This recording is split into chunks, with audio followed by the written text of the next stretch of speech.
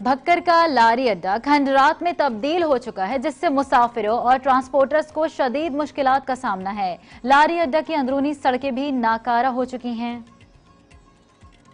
लारी अड्डा खंडरात में तब्दील हो चुका है, जिससे ट्रांसपोर्टरों और मुसाफिरों को शदीद मुश्किलात का सामना करना पड़ता है।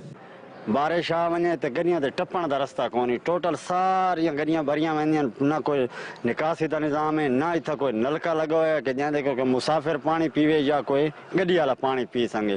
पर्ची भी असां डेली ॾींदे, कम अज़ कम उकई साढ़े गतो तो 8-10 हज़ार रुपए डेली दी अड्डे दी आमदनी है पर्ची दी। लारी अड्डा की अंदरूनी सड़कें भी नकारा हो चुकी हैं। निकासी आप का मुनासिब बंदोबस्त न होने की वजह से बारिशों के आम में यह बस स्टैंड झील का मंजर पेश करता है। मुसाफिरों के लिए बनाए जाने वाले मुसाफिर खाना की छत भी किसी भी वक्त बड़े हादसे का सबब बन सकती है। लारी अड्डा की सफाई की अबतर सूरत हाल है, जिससे बीमारियां फैल रही हैं। पानी का निकास नहीं, 4-5 अड्डे में पानी, आपने तो देखा होगा सारी तरफ पानी है। पर्ची अड्डे की देते हैं, सब कुछ अड्डे का, ना अड्डे का कोई इंतजाम है, ना कोई सफाई है, ना कोई लेना ना देना।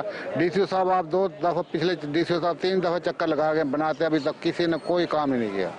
लारी अड्डा पर लगाए जाने वाले वाटर कूलर भी खत्म हो चुके हैं। मुसाफिरों और ट्रांसपोर्टरों की सहूलत के लिए जो लाइट्स लगाई गई थी वो काम छोड़ गई हैं। ट्रांसपोर्टरों और मुसाफिरों ने हुकूमत से मुतालबा किया है कि लारी अड्डे की हालत ज़ार को बेहतर बनाया जाए। कैमरा टीम के हमरा समर हाशमी, जी न्यूज़, बक्खर।